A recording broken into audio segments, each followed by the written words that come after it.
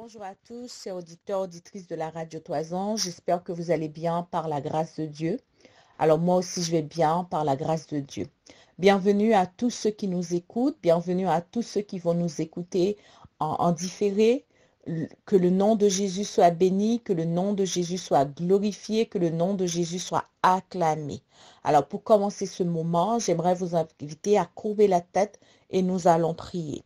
Seigneur notre Dieu, notre Père céleste, en cet instant, je veux te bénir, je veux te louer, je veux t'acclamer, je veux te célébrer pour la grâce que tu nous accordes aujourd'hui d'écouter ce message, pour la grâce que tu nous accordes aujourd'hui de te faire confiance, pour la grâce que tu nous accordes aujourd'hui de rentrer dans un niveau supérieur, dans un niveau que toi tu veux, que tu souhaites nous emmener dans les eaux profondes.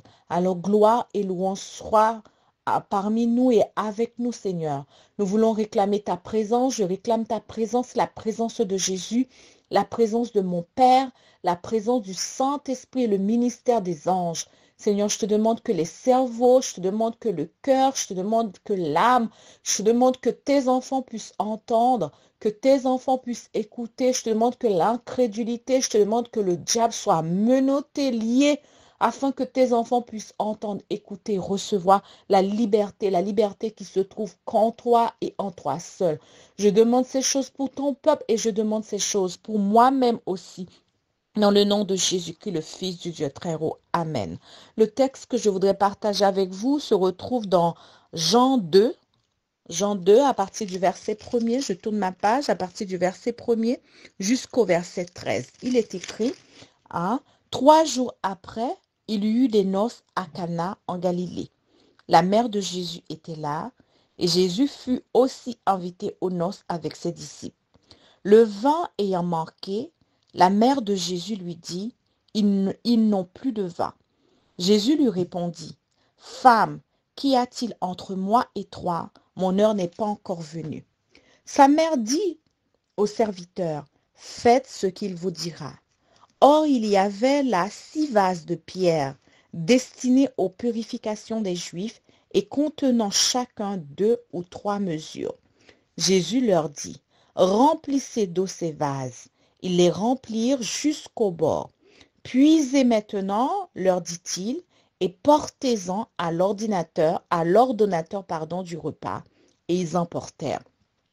Quand l'ordonnateur du repas eut goûté l'eau changée en vin, ne sachant d'où venait ce vin, tandis que les serviteurs qui avaient puisé l'eau le savaient bien, il appela l'époux. Il lui dit, Tout homme sert d'abord le bon vin, puis le bon après qu'on s'est enivré. Toi, tu as gardé le bon vin jusqu'à présent. Tel fut à Cana en Galilée le premier des miracles que fit Jésus. Il manifesta sa gloire et ses disciples crurent en lui. Après cela, il descendit à Capernaum avec sa mère, ses frères, ses disciples, et ils n'y demeurèrent que peu de jours. Amen. Ce texte est magnifique, ce texte est formidable. J'aimerais le partager avec vous, vous qui êtes en train de m'écouter en cet instant. La Bible nous parle du premier miracle public de Jésus-Christ, le Fils du Dieu très haut. Avant Jésus opérait, il faisait des miracles, je pense. Je le dis comme ça, peut-être que vous allez me dire le contraire. Avant, peut-être qu'il faisait des miracles, mais ce n'était pas encore visible, c'était pas encore, le ministère n'était pas encore public. Mais là, Jésus va rentrer dans un ministère public. Dans ce ministère public, ça va commencer, d'après Jean, à Cana. Cana en Galilée. Alors, il y en a qui disent que Cana, c'est à Nazareth. Cana, c'est la ville où Jésus, où il habitait. C'est la ville où et ses disciples aussi fréquentaient. Mais il y en a qui disent que Cana, c'est pas ce Cana-là, c'est pas à Nazareth, c'est dans un autre lieu.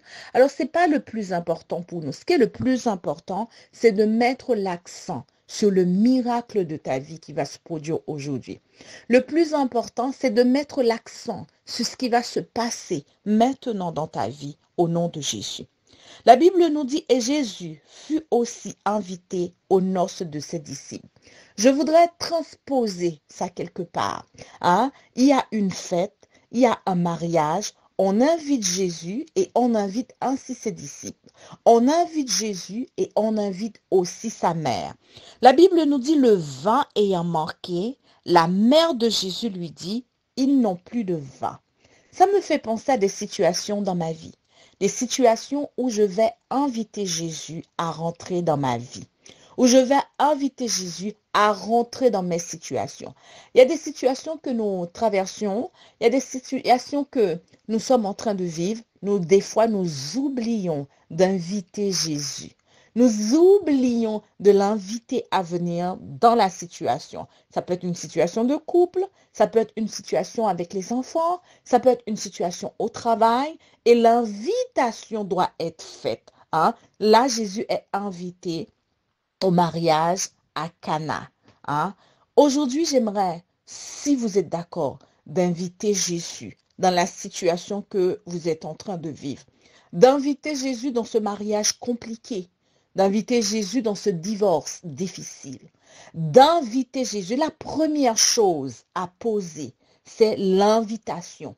La première clé, c'est d'inviter Jésus à aller dans une rencontre avec vous, d'inviter Jésus à un entretien de boulot, un entretien de travail, d'inviter Jésus dans un lieu où tu as besoin d'aide, d'inviter Jésus dans une situation. Peut-être qu'il y en a qui vont me poser la question, mais Michael, comment je peux inviter Jésus? Mais juste en parlant, en déclarant, Seigneur, je t'invite. Je t'invite à venir dans cette situation que je traverse. Je t'invite parce que ça, je ne peux pas le supporter, je ne peux pas et vivre avec ça. Je ne peux pas supporter la colère de mon mari. Je ne peux pas supporter la colère de ma femme, la jalousie excessive de mon ami, la jalousie excessive de ma mère, de mon père, de mon cousin. Je t'invite à venir dans cette situation. Vous qui n'arrivez pas à dormir la nuit et que vous souffrez d'insomnie, invitez Jésus. Invitez Jésus dans cette problématique. Invitez Jésus dans cette noce. Invitez Jésus dans cette maison. Invitez Jésus dans ce travail. Invitez Jésus-Christ, le Fils du Dieu très haut. Il viendra. La Bible nous dit, il a reçu l'invitation. Il vient, il s'assoit et il est là. Ah, le verset 3 maintenant dit, le vin ayant manqué, la mère de Jésus lui dit, ils n'ont plus de vin. Qu'est-ce qui manque dans ta vie? De quoi souffres-tu? Quel est le besoin? Quel est le besoin dans ta vie? Quand nous invitons Jésus à venir, il faut qu'il y ait un besoin. S'il n'y a pas de besoin, il ne peut pas avoir de miracle. Quel est votre besoin? Le besoin peut être une présence. Le besoin peut être un désir profond de le ressembler. Le besoin peut être un désir profond de faire sa volonté. Le besoin peut être un désir profond d'être à l'écoute de Dieu. Le besoin peut être un désir profond d'avoir un enfant. Le besoin peut être un désir de passer son code, son permis. Le besoin peut être un travail. Il faut qu'il y ait un besoin. C'est quoi le besoin? La première clé que je vous ai donnée tout à l'heure, c'était l'invitation, d'inviter Jésus à venir dans la problématique. La deuxième clé que je vais partager avec vous, c'est qu'il faut un besoin de contact, un besoin de présence, un besoin de restauration, un besoin de guérison, un besoin. Il faut qu'il y ait une soif, il faut qu'il y ait une demande quelque part. La demande, c'est quoi la demande? La demande, c'est qu'il n'y a plus de vin. Il n'y a plus d'amour dans mon couple. Il n'y a plus d'amour dans mon mariage. Je ne peux pas payer mes finances. Je ne peux pas payer mon loyer. Il faut qu'il y ait un besoin. Un besoin. Un besoin de présence, un besoin de corps à corps, un besoin. Il faut qu'il y ait un besoin pour qu'un miracle puisse se produire. S'il n'y a pas de besoin, le miracle ne peut pas se produire. S'il n'y a pas un besoin, c'est quand il y a un besoin, la puissance et la gloire se manifestent. Dans le texte, le besoin, c'est quoi? Il n'y a plus de vin. Alors la mère dit, la mère s'adresse à Jésus, elle dit, ils n'ont plus de vin. Jésus lui répondit, femme, qu'y a-t-il entre toi et moi? Mon heure n'est pas encore venue. J'aimerais attirer l'attention de chacun, de chacune de nous. Il y a un temps favorable, un temps propice. Quand nous invitons Jésus à venir, quand nous invitons Jésus à rentrer dans une problématique, quand il y a une demande, quand il y a un problème, une difficulté, il y a aussi un temps pour le miracle. Le temps Jésus l'a dit à sa mère, mon heure n'est pas encore venue. J'aimerais vous dire que si vous priez, si vous êtes dans un combat et que vous avez déjà utilisé la première clé que je vous ai donnée, c'est d'inviter Jésus. La deuxième clé qui est de votre problématique, et c'est aussi qu'il y ait un besoin. Et que dans ce besoin, Jésus dit aussi de patienter. De patienter parce que des fois, c'est pas encore l'heure, c'est pas encore cuit, c'est pas encore le bon moment de sauter la tête de l'ennemi, le bon moment de dire arrêtez, sachez que je suis Dieu. Lorsque Lazare est décédé, on appelle Jésus, on dit à Jésus, ton ami Lazare est décédé. D'abord, on dit à Jésus que son ami Lazare est malade. Jésus dit, ok, je sais, ok, d'accord, il n'y a pas de souci. Je viendrai, mais pas tout de suite. Je viendrai, mais pas tout de suite. Il a attendu 3 jours. J'aimerais vous dire, il y a des choses que Dieu va faire dans ta vie. Il y a des choses que Dieu va faire. Il faut un petit peu plus de recul parce que la gloire doit s'éclater. La victoire doit venir. Mais pour que la victoire arrive, des fois Dieu peut prendre un peu de temps. Il nous faut un peu de patience. Et Jésus dit à sa mère, attends encore, patiente encore, patiente encore. Sa mère dit, le verset 5, la mère dit au serviteur, fais ce qu'il vous dira. Il est important, 4e clé, on est dans la 4e clé. Il est important, très important de faire ce que Dieu vous dira de faire.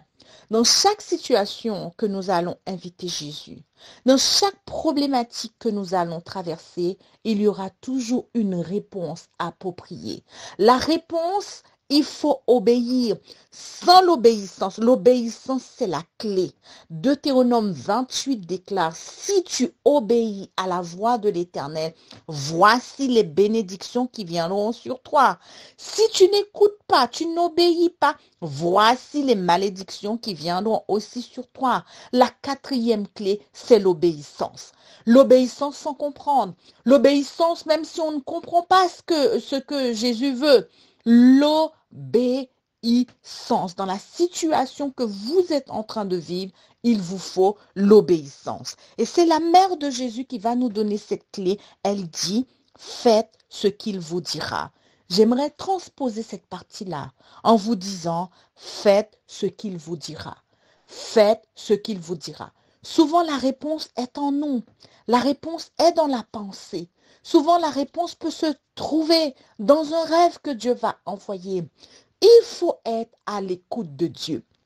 Quand nous confions une problématique entre les mains de Jésus, quand nous l'appelons dans un sujet, dans une demande, et qu'il y ait une demande, il faut faire très attention d'être à l'écoute de sa voix, comment il va nous parler. Mais souvent, il y en a qui vont me dire, moi, j'ai prié, j'ai demandé, mais je n'ai rien reçu. Dans ce cas, retournez voir Jésus en disant, j'ai prié, j'ai demandé, et je n'ai pas reçu encore, ou je n'arrive pas à entendre, parce qu'il faut entendre, je n'arrive pas à entendre. Et lorsqu'on va faire de cela un sujet de prière, je vous assure que Dieu va répondre en disant, ma fille m'a dit, mon fils m'a dit qu'il n'arrive pas à entendre ma voix et il le fera. Le verset 6 nous dit, or, il y avait là 6 vases de pierre destinés aux purifications des Juifs et contenant chacun 2 ou 3 mesures. Jésus leur dit, remplissez d'eau ces vases et ils les remplirent jusqu'au bord. Oh, chers auditeurs, auditrices de la radio Trois Anges. Hein? Il y avait là 6 vases de pierre. Qu'est-ce qu'il y a? Qu'est-ce qu'il y a dans votre maison? Souvent, le miracle vient de ce que nous avons déjà. Ce n'est pas quelque chose qui vient dans l'espace. Ce n'est pas quelque chose qui est très loin. Souvent, le miracle que Dieu va nous donner, c'est quelque chose que nous avons chez nous. C'est quelque chose que nous avons dans notre bibliothèque. Ça peut être un bouquin que Dieu va dire, allez, prends ce livre, va lire ce livre. Ça peut être un ingrédient que nous avons dans notre cuisine. Dieu va dire, prends ça dans ta cuisine, puisque et tu es malade, mon enfant, prends telle chose dans ta cuisine et fais une tisane. Par exemple, lorsque Élisée, je crois que c'est Élie, non, je ne me rappelle plus, Ézéchias, oui, c'est ça. Ézéchias était malade, il allait mourir, il avait un problème d'ulcère, un ulcère d'estomac qui était c'était compliqué, c'est difficile. La Bible nous dit que Ézéchias tourne sa face devant le trône de Dieu et Dieu lui dit d'aller manger les figues. Va manger les figues, pas manger les figues, va prendre des figues et fais-en des cataplasmes avec tes figues. Ça peut être quelque chose que nous avons et que si nous sommes à l'écoute de Dieu, eh ben le fait d'être à l'écoute, le Seigneur nous dira, prends telle tisane, prends ce repas, prends un bouquin, va voir un ami, téléphone à quelqu'un ou et faites ceci, faites cela. C'est important et c'est capital, encore une fois, d'écouter la voix de Dieu et de faire ce qu'il demande. Dans le cas de Jean 2, ce qu'il fallait faire, c'était juste de remplir les vases d'eau. C'était de remplir les vases d'eau. Le texte nous dit, et ils les remplirent jusqu'au bord. Le verset 8, il dit, puisez maintenant, leur dit-il, et portez-en à l'ordonnateur du repas. Et ils en portèrent. Depuis quand on fait du jus de raisin? Depuis quand on fait le vin avec de l'eau? C'est toujours l'ingrédient principal, c'est le raisin. C'est l'ingrédient principal. J'aurais pu comprendre que si Jésus avait dit, ramenez-moi des grappes de raisin.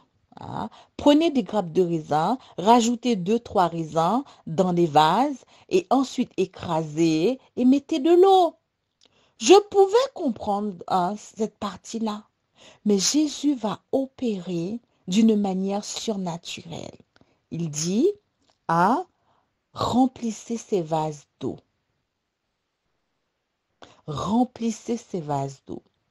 Souvent, Jésus peut nous demander de faire quelque chose qui n'a rien à voir. Rien, absolument rien à voir à ce que nous sommes en train de vivre. Mais si nous écoutons, si nous obéissons, le miracle viendra. Le miracle, c'était de prendre les vases, de les remplir d'eau et ensuite d'aller le donner à l'ordinateur du repas. Oh, je prie aujourd'hui que vous puissiez entendre la voix de Dieu qui vous déclare dans votre situation qu'est-ce qu'il faut faire. Qu'est-ce qu'il faut faire? Quelle est l'action prophétique que vous devez poser? Alors là, Jésus va poser l'action prophétique. C'est quoi une action prophétique? Une action prophétique, c'est une action que vous-même, vous entendez la voix de Dieu qui va vous dire de prendre telle chose et de faire telle chose avec. L'action prophétique ne sera pas posée par nous-mêmes, mais cette action prophétique sera posée parce que nous avons écouté la voix de Dieu et parce que Dieu nous a dit de faire ainsi et nous allons le faire ainsi. Par exemple, Élisée va demander à une veuve de poser aussi une action prophétique. Elle n'avait pas de quoi payer son loyer, elle n'avait pas de quoi manger, elle n'avait pas de quoi subvenir aux besoins de ses enfants. Elle était endettée parce que son mari avait laissé pas mal de dettes et on devait prendre ses enfants. Ses enfants devaient devenir, ils allaient devenir esclaves. Et bien, l'action prophétique de Élisée, c'était prendre l'huile que tu as dans ta maison et demande des vases et avec ces vases, remplis remplit ses vases d'huile et ensuite va les vendre au marché. L'action prophétique, c'est une action que Dieu va nous demander de poser. Souvent, l'action n'a rien à voir avec ce que Dieu a, avec la réalité de ce que nous sommes en train de vivre. L'action prophétique peut ne rien avoir avec ce que nous sommes en train de traverser. Mais nous devons obéir. C'est la clé. La clé de toute chose, c'est l'obéissance. L'action prophétique, par exemple, là, c'est l'eau. Hein, pour le cas de Élisée, ce n'était pas l'eau, c'était l'huile. Hein?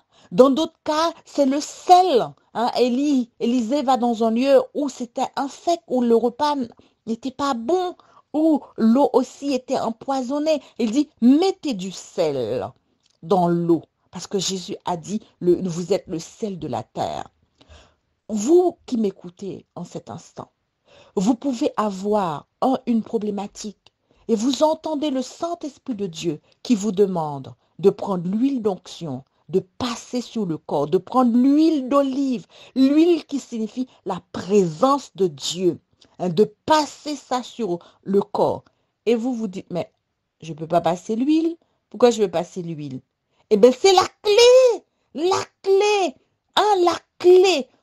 La clé, c'est l'obéissance. Eh bien, si vous m'écoutez, vous sentez le besoin de prendre l'huile d'onction en ce moment, posez l'action prophétique en déclarant, je vais utiliser l'huile d'onction.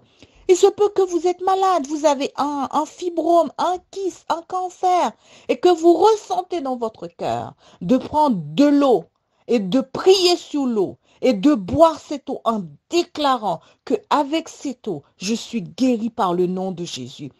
Si vous le sentez le besoin, posez cette action prophétique. Ça peut être aussi un aliment que Dieu peut vous demander, hein, de prendre cet aliment et de faire avec cet aliment quelque chose. Posez cette action prophétique. Ça peut être aussi que et vous êtes en situation difficile, vous êtes endetté et que Dieu vous demande, malgré votre endettement, de donner 50, 30, 40 euros à quelqu'un. Posez cette action prophétique, même si vous n'en avez pas. Peut-être qu'il y en a qui vont me dire, mais moi, j'en ai pas, et puis Dieu va me demander de poser. Regardez la veuve de Sarepta. Elle n'avait pas de quoi manger. Et l'action prophétique qu'elle devrait poser, elle devrait d'abord donner à manger à Élie. Et une fois qu'elle avait nourri Élie, la farine qui est dans le pot et l'huile qui est dans sa maison, la Bible nous dit, cette huile ne diminuera pas. L'action prophétique, hein, quand Dieu nous demande de faire quelque chose, nous devons écouter et obéir. Aujourd'hui, je souhaite, mon conseil, c'est que vous puissiez mettre en application ces clés. La première clé, d'inviter Jésus, hein, dans votre problématique. La deuxième clé, c'est qu'il y ait une demande.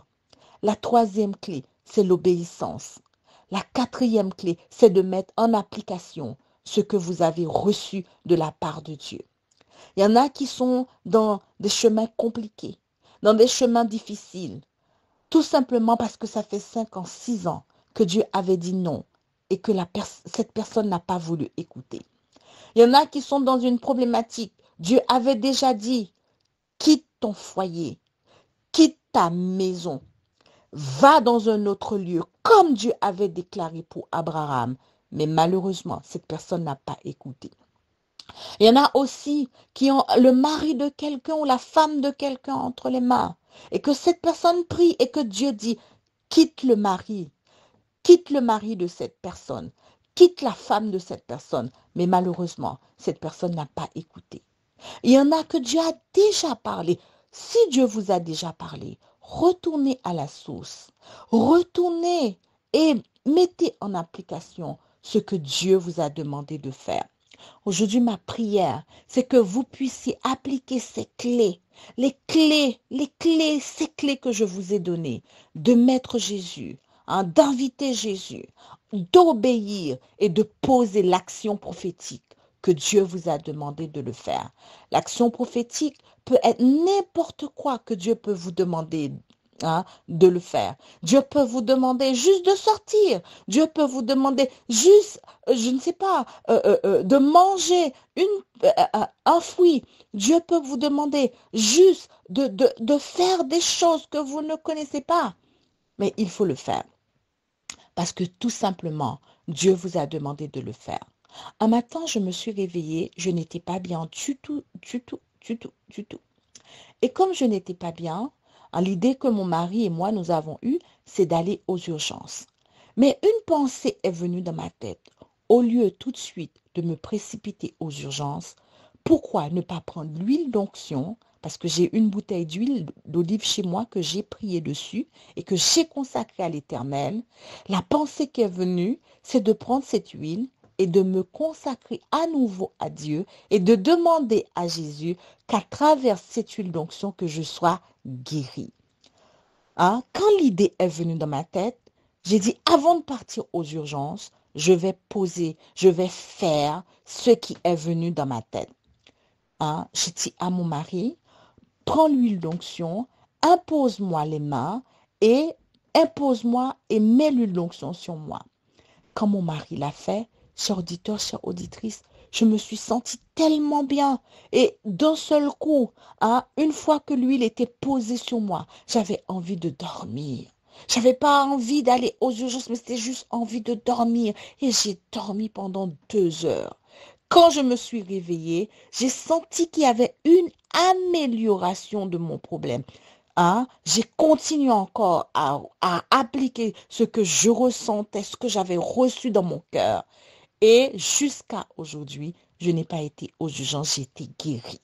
Chers auditeurs, auditrices, soyons à l'écoute de l'Éternel. Je vais prier. Seigneur notre Dieu, notre Père céleste, un peuple qui n'écoute pas son Dieu, c'est un peuple mort. Un enfant de Dieu qui n'entend pas sa voix, qui n'écoute pas sa voix, qui n'obéit et qui ne souhaite pas obéir, c'est un enfant mort. Aujourd'hui, je veux te présenter ton peuple, Père éternel. Je veux te présenter ton peuple et te demander la réconciliation. La réconciliation, papa. La réconciliation dans le nom de Jésus, le Fils du Dieu très haut. Amen.